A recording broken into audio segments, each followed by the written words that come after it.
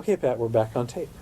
Okay. So we were talking about you being a recreation supervisor from 1962 to 67, and then at some point you became a community services assistant to the city manager in 1967. I'd like to go back a little bit, though, there in that time between 62 and 67. You've talked a little bit about knowing Harry Truman. What can you tell me about Harry Truman and your knowledge of him and your relationship of knowing him? That goes way back. Okay. When I was a child. Okay. Because I lived in Independence. We were about 8 blocks from the Truman home and had to pass by their house to get to the library. And I was an avid reader, so we went by often with my friend. And then I had friends that lived right next door. And so in the summer times, all of the kids in the neighborhood, including Margaret, would get together and have little plays or mock weddings or whatever and charge a penny for entrance and give it to the Penny Ice Fund, which is, one of the charities long gone, but that was what we did, and that was for poor children. But you called it the Penny Ice Fund instead. Politically correct even then. And I was a member of the CAR, which the Children's American Revolution, and the DAR, and so were many of my friends. And so we met at the Truman home at Christmas time.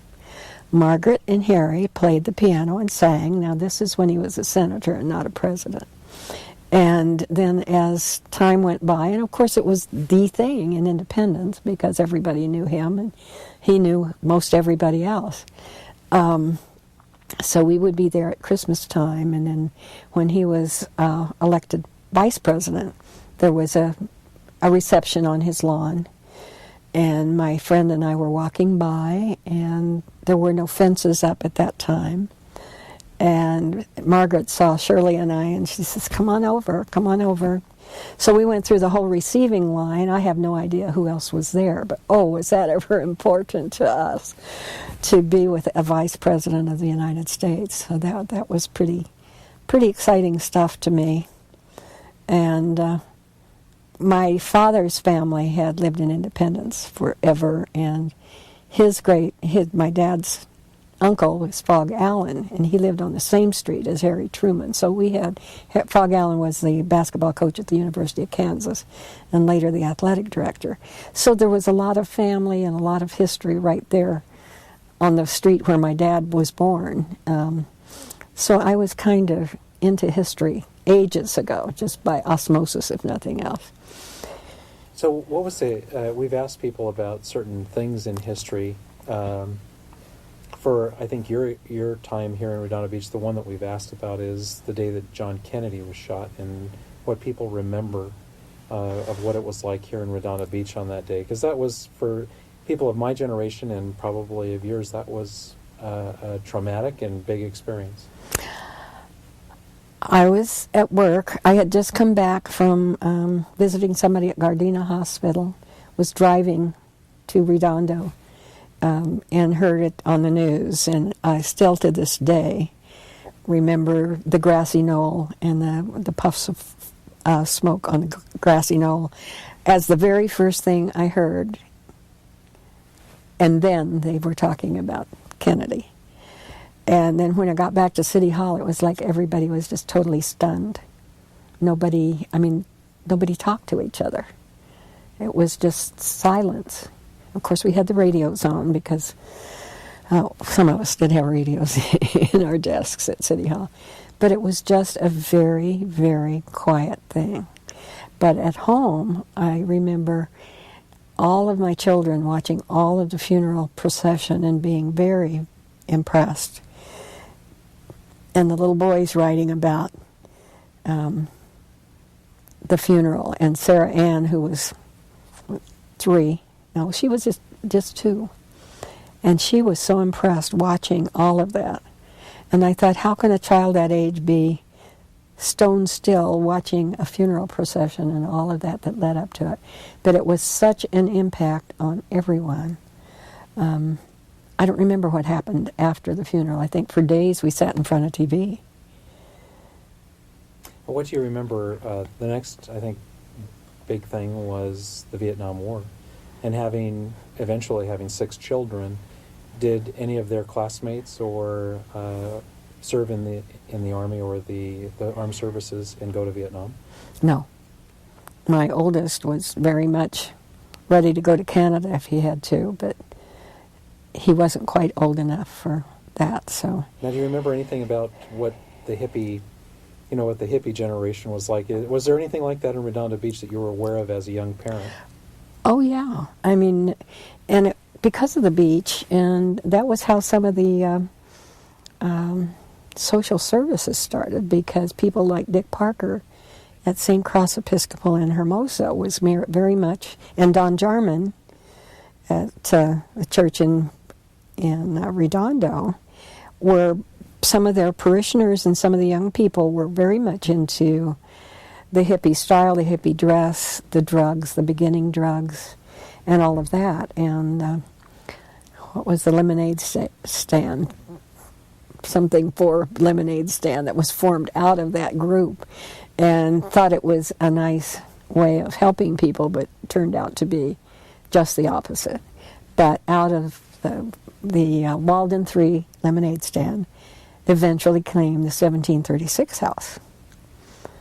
What was the lemonade stand about? You said it was a bunch. Well, it was a bunch of ministers who were doing their missionary work on the beach and trying to gather up all of these people who were either hippies or soon to be hippies, and trying to tell them that the right way to live was without drugs and without cigarettes and without all of the things that were there then, the wild clothes, bizarre behavior. So that was kind of the roots of some of these things. And the Methodist Church, First Methodist Church on Torrance Boulevard, was one that had one of the first, you'd call them a chat room now, but it was a group encounter with all the pillows on the floor and all that. So all of these things evolved out of mainly some of the churches coming together and trying to help do things. On the Hill, there was a drug problem. On the Hill, there were vigilantes. And the parents were hiding in the bushes to catch their kids on camera selling drugs. And so then there was a coalition of ministers that came from the Hill, and Roland Summit, who was with the county. And many of the ministers met often to see what they could do to recreate what they thought was going to happen. And even the zoo on the pier was started to give kids a chance to have a different look at things. And now that was the other end of the canteen. That was kind of when canteens were tailing off, and they recreated as the zoo, spelled C-Z-U-E, after Bill Czuleger, and came out of the coordinating council originally. So everything to me over all of these years is a tapestry of people getting together, coming apart, combining their talents, dispelling their talents, and all of this world of self-help and group activity came out of that little by little, and it was so fascinating to see it grow. And fortunately, the city manager thought that was a good thing and said, if these requests comes, will you please take the assignment? So I went all sorts of places and in all sorts of meetings and would go in and report. And finally he says, I'll tell you when to quit, but just keep going. So I was kind of the facilitator for those more than anything else. And what was the name of your position at that time? Community Services Assistant. And that you were doing that from 1967 to 1975? Yeah. Can you tell us a little bit about, if you started those types of jobs in 67, I believe that the City Hall was built in 1959. The new City Hall was built in, 59-60. So it was built in 59-60. Was there a big uproar about it replacing the recreational facilities that were here at the time? Somewhat, but a lot of people to this day don't even remember that there was a flag football field and tennis courts and the girls' gym and all of those things on that site. And even in leadership class, a couple of times I've said what was there, and they, oh, I didn't realize that that was in that location. Well, now people like Tyke would know because he worked there. And people like Jeff would know because he had the recreation program at that time. And what we're talking about is the city block between Carnelian and Diamond, Broadway, and Pacific Coast Highway. Where the police station and the city hall are currently. Right.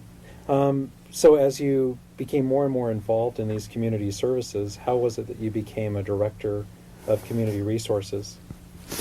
Well, that's kind of interesting. I was sitting in the front hall mostly, and I was sort of a direction operator, and people would come in, and I would recognize them and know who they wanted to see, and would call them and have them meet them at the front desk, because I thought that was much more business-like than, say, go down the hall and turn left.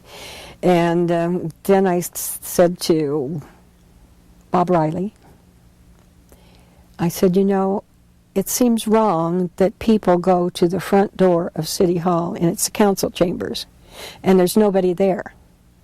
So they turn around and go back, thinking they're in the wrong place. So he had me move out to the foyer of the council chambers, and so I could greet people when they first hit City Hall. Well, that went on for almost a year, I think, until some of the people who were in the other offices of City Hall didn't really like that, because they wanted to be the ones to tell people where to go.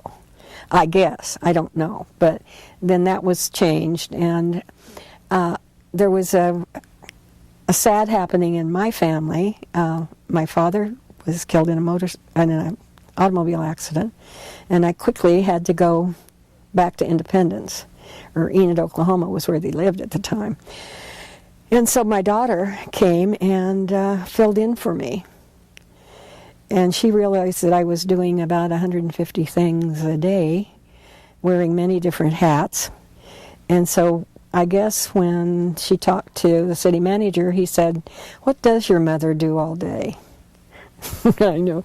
And Gail says, "Well, you know, it would take 3 people to do what she does." And that's all she said. So it wasn't too long after that that Bob Riley thought maybe that should be a department, because there were so many different positions that I touched, and so many lives that I touched, and so much intermingling of responsibilities with school and church and city and community. So he was brave enough to see that a department was formed, and the department heads at that time, all of which were men, accepted me, which was quite rewarding to me, to think that I could be one of them, if that's, but that was how it was. So I had a department formed of a couple of real-time employees and about 8 CETA people. Can you explain what CETA is? I don't even remember what it stands for. Do you? It was when a whole lot of people were put out of work, and CETA was a program that was formed to put them back to work, even in different positions. There were a lot of teachers, and I don't remember the anagrams and what they meant, but I had all sorts of interesting people working for me. And so I formed a department that was divided into English as a second language, senior citizens, part of the youth program. So it had a very diverse look, with several heads and several arms and several feet, and so it became a department until Prop 13 hit. And so they got rid of all of the part-time people and cut several departments way back. Mine was one of the ones that was cut clear back to me.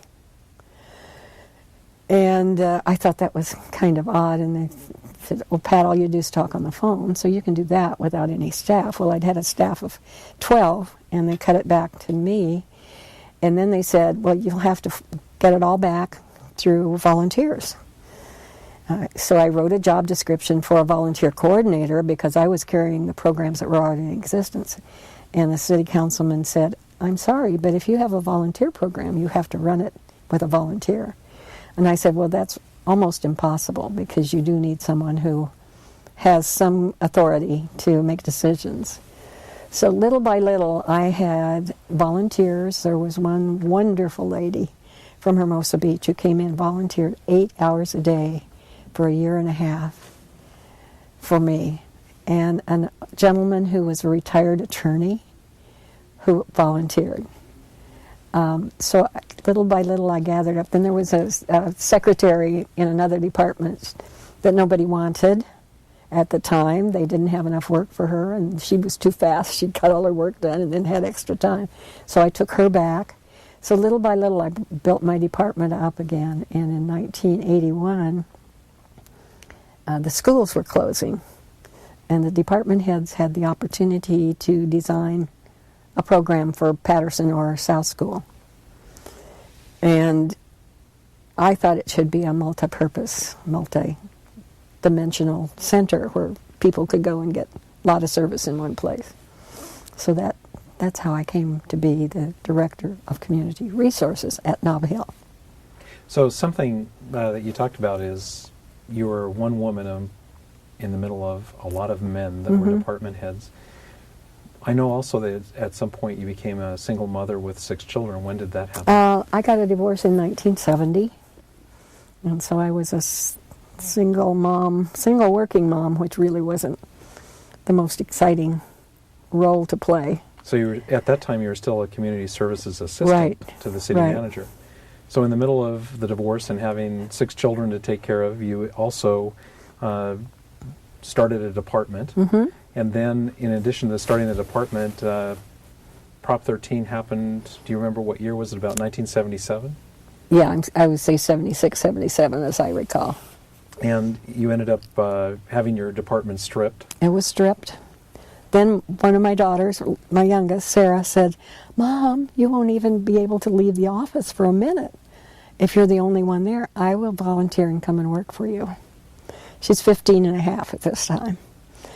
And so she did, and she was termed a volunteer, and then the city manager said, well, we'll put her as unskilled labor. Well, she was so good that one of the councilmen then said, because she recognized his voice every time he called, said, no, put her up as skilled labor for the summer.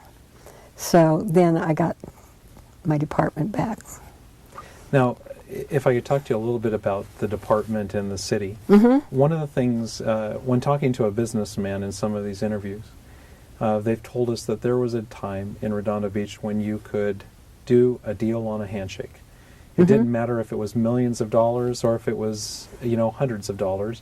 You could trust a person's word. Can you tell us a little bit about politics in Redondo Beach as let's say the community resources director, of how that worked and what your exposure to it was? Well, I was called a do-gooder, which wasn't really the best of words until, the new councilman would say, oh, all Pat is just a do-gooder, and so we don't need that position, until he needed something for several constituents, and I could cut the tape and do the job, so then it was okay. The handshake bit goes way back to how councilmen did their jobs and where they met, and they had pre-dinner down at the Velvet Turtle and discussed the agenda, and nobody thought anything about it because it was, pre-Brown Act, and they were really getting things done. But there were handshakes made on big deals and little deals, and I think some of the things out in the North End were done probably on handshake, backed up by paperwork eventually, but you knew that they were as good as their word. And Bill Czuleger had to be one of the handshake guys. And he was everybody's mayor because he would agree with everyone. And everybody just thought he was wonderful. And he couldn't see anything wrong. He could see both sides of everything that happened. So he could be pretty good. And the mayor has no vote unless there's a veto. So that was a good role for him. He did it very well. Now, people have given us opinions about who they felt was the best mayor. In the time that you've been here, which is almost 50 years, do you have an opinion of who is the best mayor in terms of, well, maybe there's different mayors for different things, but who was a really good mayor that got things done and made things happen? Well, I think Bill was a good mayor for what the mayor is to do, which is be the facilitator, help in establishing policy, and then let the staff carry the policy out, which is real hard for a lot of elected people today. The other one, I think, would be Dave Hayward. He had some faults, as all of us do, but he did get things done. He gave away plastic fire badges, which everybody laughed at, but he knew a lot of people. He was well-known state. He was well-known nationally. He was very gentlemanly in the fact that if there was a visiting senator to the city of Redondo, and there were several, he would have one of us check and see what the state flower was of that state and have us order flowers delivered to the wife of the senator who was visiting.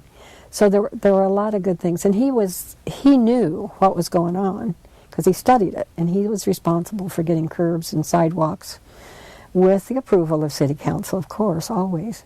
But get it done, set a goal, get it done. Now, I think I do recall from some of these that he was the person that paved and put sidewalks in North Redondo Beach. Well, yeah, sort of. He saw that they got done.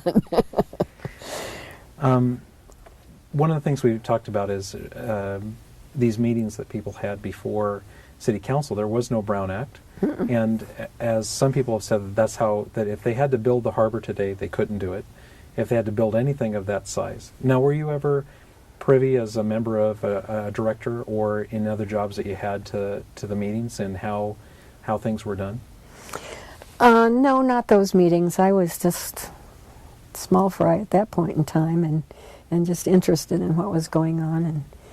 And the only thing that I was privy to was when they were forming the round table, when they were forming the Sister City program, and all of those same people who met for pre-council meetings were establishing new projects like Sister City programs. So can you tell us a little bit about the round table? Yes. The round table was organized in 1963, and that 60s era was a big development era for Redondo. There were lots of things going on. And this was formed to start a leadership program in the city because they were finding that not very many people wanted to run for city council, that most of the commissions, because there wasn't any limit, had the same people on forever, and new leadership was wanted. So Dick Fitzgerald was the chamber manager at the time, and Mr. Hopkins sent Dick to this meeting in San Francisco area to talk about leadership. So that was a program to develop leadership in small cities funded by the Ford Foundation, and it took place at Berkeley. And so some of those men at that time were so interested in seeing how leadership developed that the Round Table was born. And we had three. I was involved in that quite a lot. There were three groups that met. One group would agree with everything. One group was the opposition group and were naysayers for almost everything. And the other group was kind of a mix of both. And so it came about as having 60 decision-making members of the community, and they sent out a ballot to practically everybody in town. And the people who got the most votes were named to the round table, and they represented everything from schools to council to philanthropic groups, churches, housewives. And so that was formed in '63. Dr. Brown of the high school was the first acting president because he held the position of the school board, the South Bay Union High School District. And that covered all three cities, so we wanted a little bit of input from other people who weren't just single-minded and single operating procedures. And Bob Curry from the Breeze, and Mr. Hopkins, and Dick Fitzgerald, John Birch from the bank, and that kind of person who were already in leadership positions. We met twice a year in the beginning, and then up to this time we meet 4 times a year based on issues of the day. It's never had a vote because we didn't want to be that kind of an organization. Tried to have both sides of an issue so that the people could decide, and it served a purpose as a buffer between the community and the city council, and also gave a daytime opportunity for people who couldn't come to city council could either make their wishes heard or be part of the discussion at a daytime meeting. And do you think it's as effective today in terms of a advisory group, or is it? Do you think it's just a place for people to make contacts and to? A little bit of both. I think it's just another arm of what can be done, like the chamber, like the school board. Everything gets kind of blurred once they've all got committees about each other and for each other, that there's no direct line. I mean, education's in the chamber, chamber's in education. I mean, the partnerships have changed somewhat, so that the direct presentations, both pro and con, is good. It may not always last, but for the time being, it's alive and well, and now trying to do the branding for the city. And how do you feel, some of the other things that you were involved in, I think you were Beach City's Health District. Can you tell us something about how that came about, and were you involved either in the beginning or in some point in its history? Well, it kind of has two heads. It was organized, or the bonds were floated in 1958, and the hospital opened in 60. And it was run by a board of directors. The original board were people like Foster Day and Herman Brandt from Manhattan Beach, and was really just about running a hospital, serving sick people, until down the line there were 2 or 3 different hospital administrators.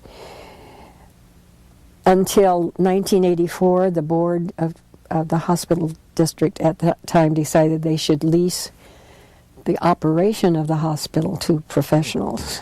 So they leased it to AMI, and then AMI ran the hospital. The district continued to run the district, which was to serve the community. With the lease money of about $3 million a year from AMI, the district was able to form new programs or fund programs in the community that weren't well funded and could be done better with a little bit more money or a little bit more staff. So the district took off in kind of a philanthropic wing, while AMI and a board of 15 members were running the hospital. Because of, I mentioned before, the other 2 hospitals and the lack of referrals, it always had a hard time. We had several very creative administrators, but it just didn't work. So I was on that board until 90, and then I ran for the board for the district. So those 2 entities were running side by side with separate budgets, which is kind of hard unless you were part of it, I think. Then the district kept getting stronger and stronger, and at that time we hired Bob Riley because, well, first we hired him temporarily because he was a developer, and we were interested in the property in Hermosa and the old St. Michael's Hospital, which is now Sunrise for seniors, the assisted living program. So all of these things had their time. Some of it was bad, and some of it became much better, and now it's quite good.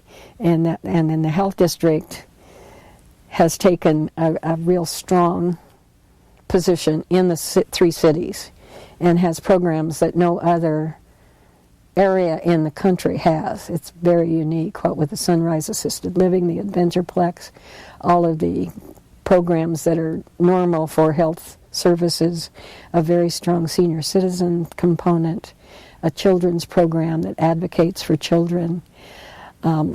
It's innumerable programs that are very vital to the whole community. And if you ever pulled them off, then you'd know what it's done.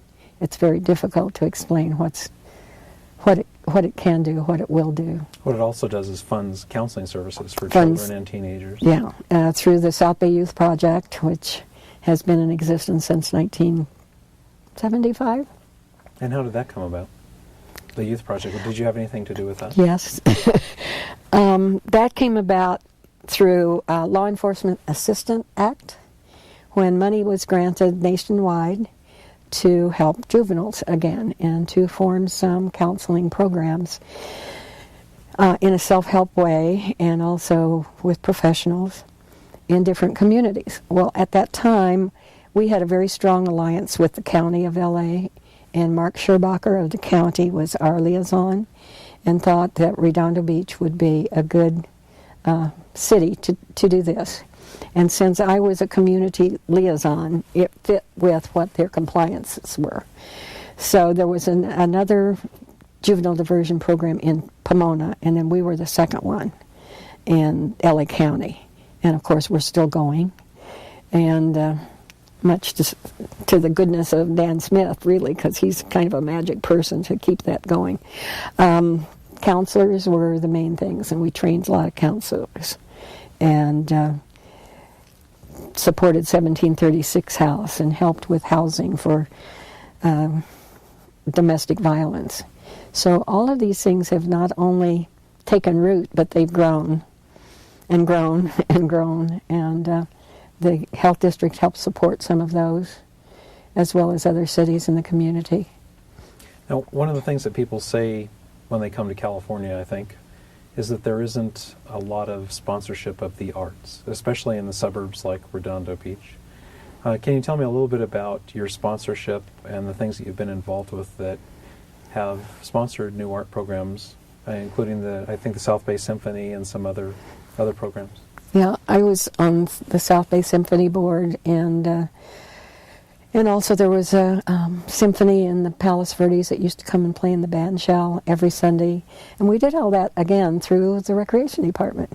We were in an outreach position, and that was the department that did it all. And so that was part of that. The arts at El Camino, I was the president who started Artes de El Camino, which was a fundraising for the arts at El Camino, which morphed into the El Camino Foundation. But it started supporting arts. And the city has not had a lot of success in doing either public art or galleries. I mean, there are a few, but it has not taken up. There were Tom Wilson of Redondo a cappella choirs and bands tried to start a Pacific American art festival. It just never did take up, and I think it's because the ocean's too close. Everyone decides, okay, we'll go to the beach today, we'll skip that fine arts meeting that's supposed to be happening on Saturday. I don't know that that's the reason why, but that's the reason why a lot of things just sort of fall away, because there's so many things to do in our city and our community.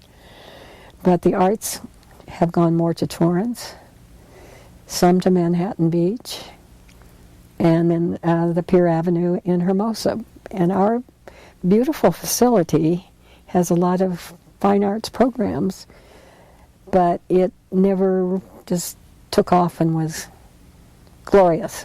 Now, what can you tell me about the South Bay Symphony? How long did that last, and what was it? It's the Beach City Symphony. Okay. It's still going. And where did they play? At El Camino.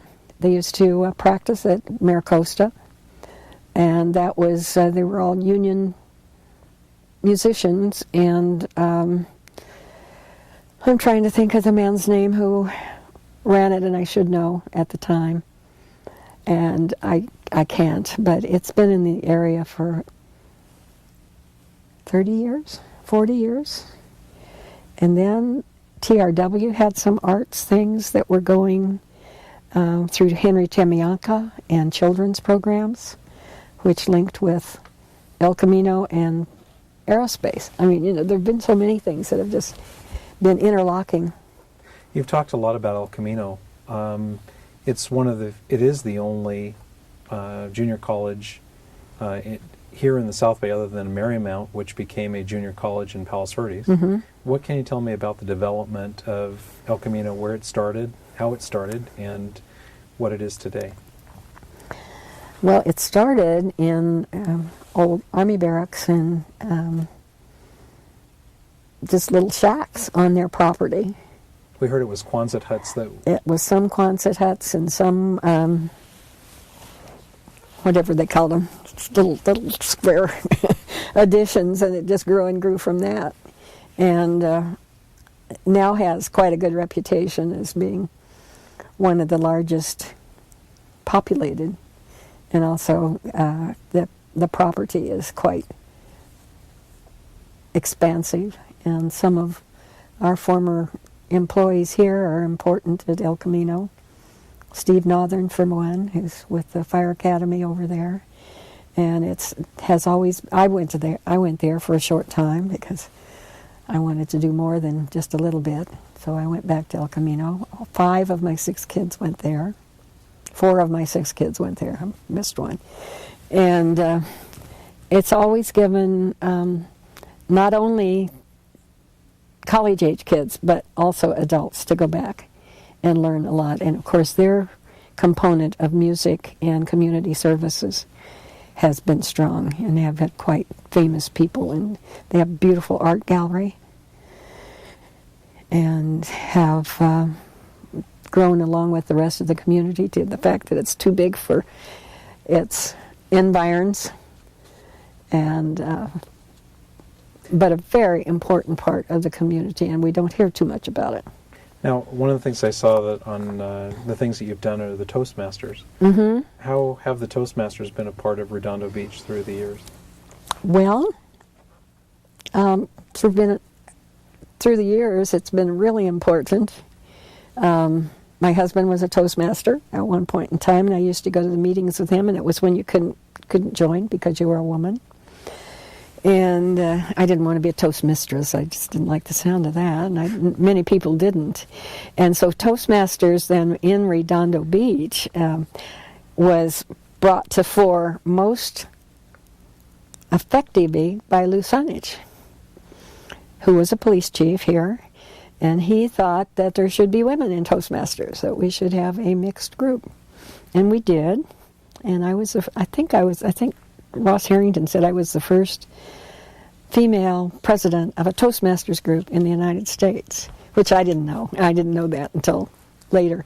But I joined Toastmasters because I'd lost a lot of self-esteem when I got my divorce. I just felt like this, and I knew that I had to pull myself back up from that. So I went to Toastmasters, scared to death, and there were other people scared to death.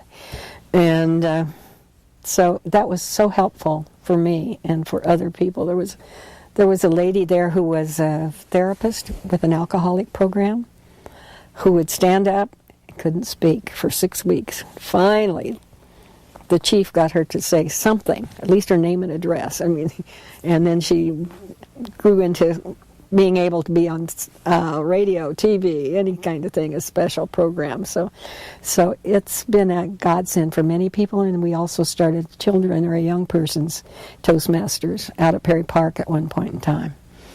But it's really good training. Now, are there Toastmasters today in Redondo Beach? Yes.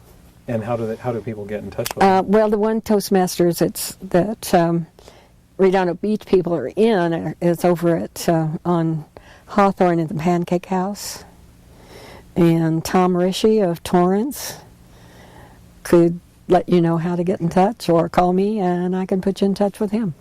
Now, I saw that there's something that happens every Thursday, I believe, in Redondo Beach, which is the farmers market. Yeah, that was a fun one. How did that start? Well, that was something there's farmers markets in Gardena, and of course councilmen of our city meet with other councilmen, and Morgan McSweeney came to me one day and said, "Pat, I want a farmer's market in Redondo Beach," like that. And so between Paul Conley and myself, we got together and went over to visit Gardena, tried to find out how to do it. You had to get in line, you had to be approved, all of that kind of thing. But and you had to have some money. So we met with some of the ministers, and the ministers kicked in, I think, $25. 6 of them kicked in $25. Paul donated $300, and a reporter named Joan Matheny, do you remember her? She kicked in another $300. So we started a farmer's market. We got some of the farmers from Gardena, and it met in front of what's now the Rite Aid, but it was a closed-off street at that time. And we wanted it hokey. We didn't want it to be too fancy. We wanted it to be a real farmer's market. But it really did very well, and then was relocated down behind the library and still meets on Thursdays. And along with many, many other farmers markets, which are now all over Southern California. Kind of a cultural thing at this point. Now, have they ever considered a farmer's market for North Redondo Beach? Not that I know of. I mean, there's one in Hermosa, there's one in Manhattan, there's kind of a fancier one in Torrance. And when they started theirs in Torrance, they called me and said, Pat, we want your outline and your progression of forming the farmer's market and how much money you had in the budget and all of this. So, well, we had $800 in the budget and we just did it. so it was kind of funny, but there are enough around, I think, and that nobody's ever asked that I know of, or not to my knowledge. They might have. Talking about special events in Redondo Beach, there are a number of signature events that they have now. One is the Lobster Fest. They have Riviera Days, I think, which at one time was Western Days. Going back in the history of Redondo Beach, can you remember any of those signature events that you attended when you first got here that may not be here anymore? The one I remember most was Neptune Days. What can you tell us about Neptune Days? Well, it was down by City Park and Pier, and there was always a Neptune dressed up like Neptune with his long robes and his crown and his equipment that he had dragging around with him, shells and things from the sea. They had a big contest of young women, and they had to sell, the gals had to sell tickets, and the more tickets you sold, the more votes you got, therefore becoming the queen. And Alta Doc Graham was the queen the year that I was there, because Mayor Czuleger bought I don't know how many hundreds of dollars worth of tickets so she could be queen. And she was the president of the youth canteen at the time. So I remember all of these girls in their look-like prom dresses in the pavilion for the judging. And this was when, in sort of the part where the farmer's market is now, there were booths. The canteen was selling pizza and corn dogs and all of that. And it was just a fun kind of thing. And that's the one I remember most. I remember the Riviera Days and the all of that kind of thing. But by then it was more commercial than this, and I like to remember this one as the best. Now, were there floats or anything with Neptune Days?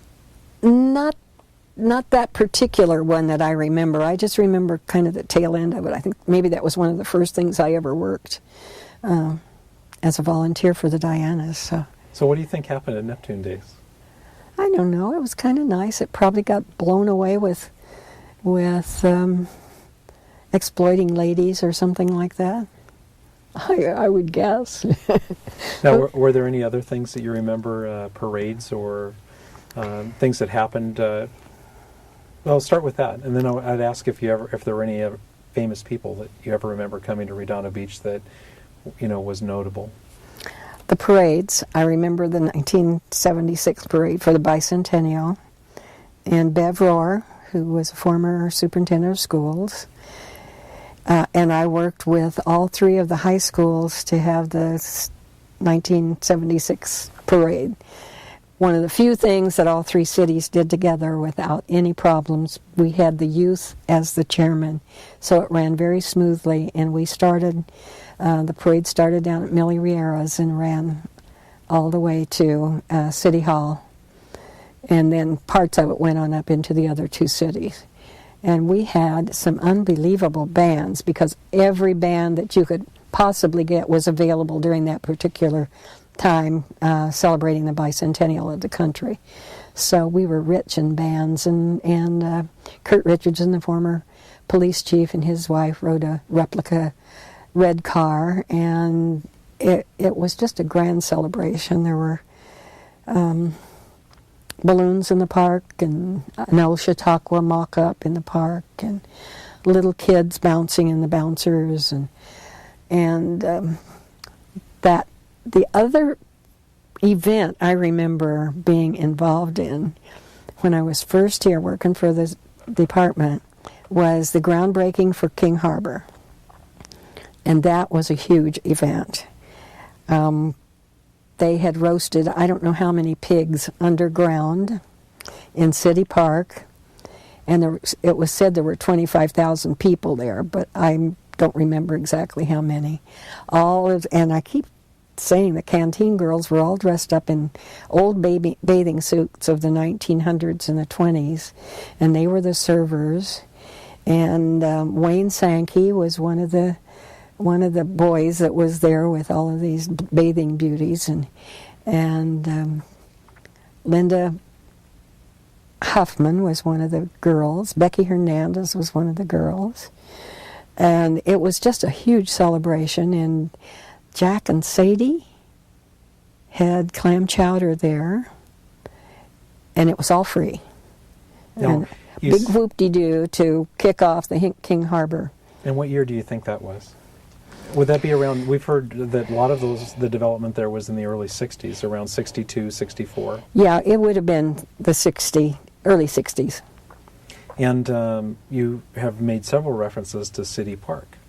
Veterans Park. It was City Park when they started all of it. Right. That people would know. Mm-hmm. So what was in City Park back in the early 60s when they had this? Does it look much the same as the park today? And I'm going to add one more thing. Can you tell us a little bit about the library, the old library that's there? Well, I'm not an expert on the library. There are others who are. I just think that it's a beautiful building, and I wish it could be used more by community people. But I think it and the Moreton Bay fig tree, which stands next to it, are both classics. The fig tree is older than the library. It's over 100 years old. The library is only 70. Well, it was born in 1930.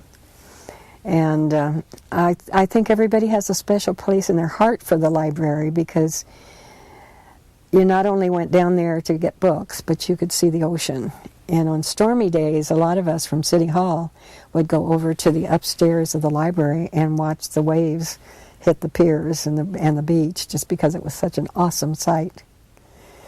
And I just think it was a very special place, and all the kids went. I mean, it wasn't a library that you don't use. They wanted to go there. And we even created a counselor in the library at one point in time at the suggestion of one of the city employees' daughters, who wanted a place to go and talk about their lessons, their parents. They didn't want to talk to a school counselor because the school counselor was duty-bound to talk to the parents. So we had hired a person to work in the library as a counselor. So the kids could say, "Mom, drop me off at the library." And so they had an opportunity to sort of vent and get some direction on things that were troubling them that they were very confidential and very private about. Yeah, you talked about sitting in the library and looking at the storms. What do you remember about the best storms of Redondo Beach that you may have witnessed or gone and looked at the aftermath? Do you remember anything about 1988 when I think that was a storm that took out the pier? That was a fire. Well, there was a storm before. Yeah. I remember the fire and how sad everybody was. I don't remember that storm. I remember the storm with the Princess Louise. Can you tell us a little bit about the Princess Louise? Oh, it's actually I always get the Alexandra and the Louise mixed up. I mean, it was the Princess Alexandra was moored in the harbor. It was in the harbor, and the Louise was more over by the breakwater area, because it couldn't get out and sank. Or I think it eventually went at Long Beach. They tried to get it out. Yeah. What can you tell us about the Alexandra? Do you have any recollections of that, of going there? Mm-hmm. There used to be meetings there. There used to be staff meetings and roundtable meetings, coordinating council, Can you Chamber of Commerce. What it looked like? Do you remember it all? It looked like a big ship with tables and chairs and a nice bar and beautiful wood. And it was a restaurant that was docked. I think it would be near the short pier that is there today, the sports fishing pier. I think so. I just it was someplace to go. Someplace to go, and it was close to home. You know, you don't have to go very far from Redondo to have all the fun you want. Well, there's two things I'd like to cover with you before we stop. Okay. And one is we've talked a lot about the history of Redondo. What can you tell me about the Historical Commission and the Historical Society and the museum? Okay. When I was at Nob Hill, when the department was based there, the commission has been organized since 1965. And so the commission met and had early members like Lillian Sweetser, Neil Howard, Red Allison, some of those folks who were very precious to the city. And we had the commission. I was liaison to that, kept the notes, was a secretary.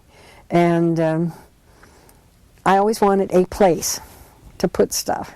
And as I sat out there in the front lobby, there would be things that would come across my desk that people wanted thrown away. And I didn't throw them away.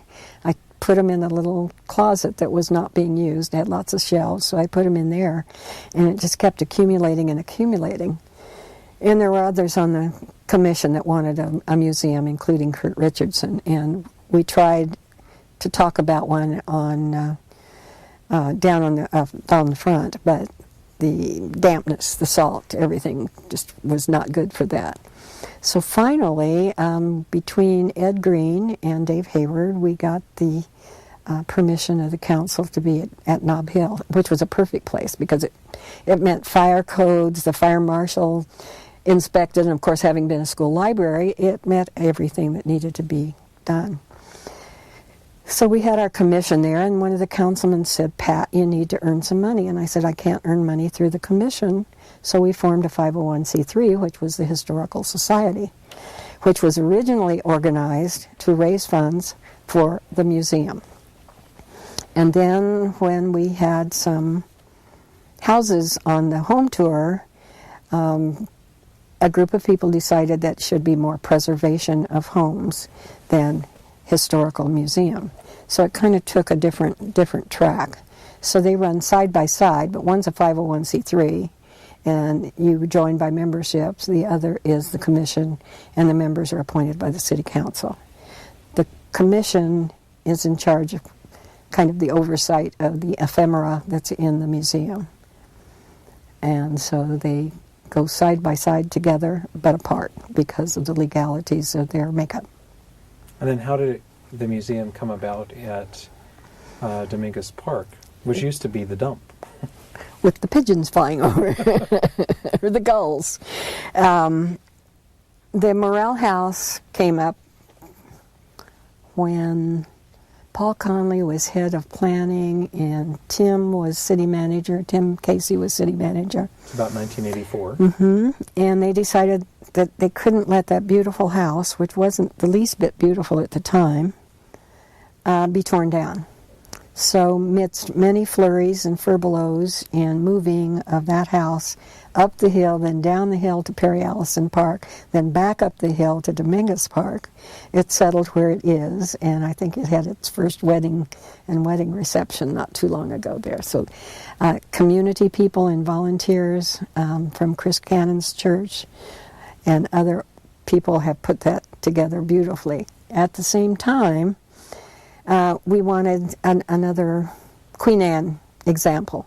So due to Kay Harrell and some of us who saw that the little house that's now the museum was relocated in the park.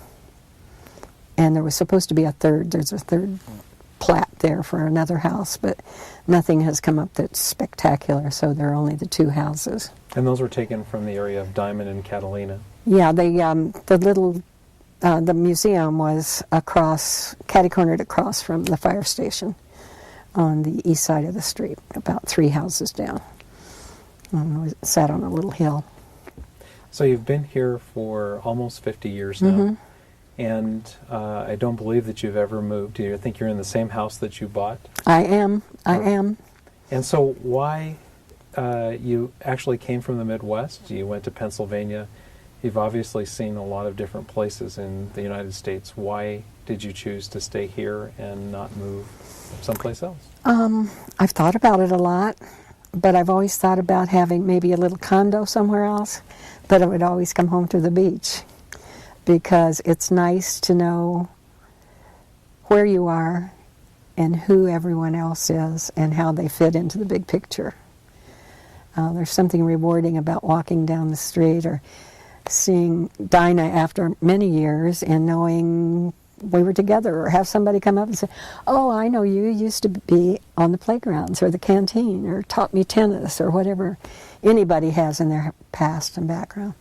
And all the kids, you know, by the time you say any one of your kids' names, I have to ask them how old they are so that I know which child they went to school with and who played at my house. And so if you had to say what makes Redondo Beach different from anywhere else, what would you say? Well, it's a little bit folksy, old-fashioned, small town with the availability of the arts and the sophistication of modern living. And the beach. Didn't I mention that first?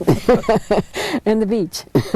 So is there anything... Yeah, the beach, the sunsets, the people going by, the people walking their dogs, the dolphins jumping off the surf, and all the surfers lining up on a good day. And so what do you see as the future of Redondo Beach?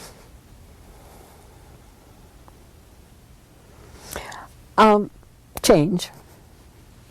In what way, I'm not sure. It comes painfully, as we've noticed in the last several years. I look at other cities by the beach, and sometimes they're a bit ahead of us. And catching up is something that I think we're in the process of. So I think there will be some changes. There always have been. There were people who had a fit when redevelopment went in. They wanted Redondo like it used to be, but there wasn't money to do it that way. And so economics has played a big part. And do your children still live here today? Some of them? 2 live here, 1 in San Pedro. So they're kind of beach. 1 lives in Wyoming. I don't know where she lost the beach side of that, but she loves those horses that she used to go see. Now, is there any final thing that you'd like to say about Redondo, and we'll conclude the interview?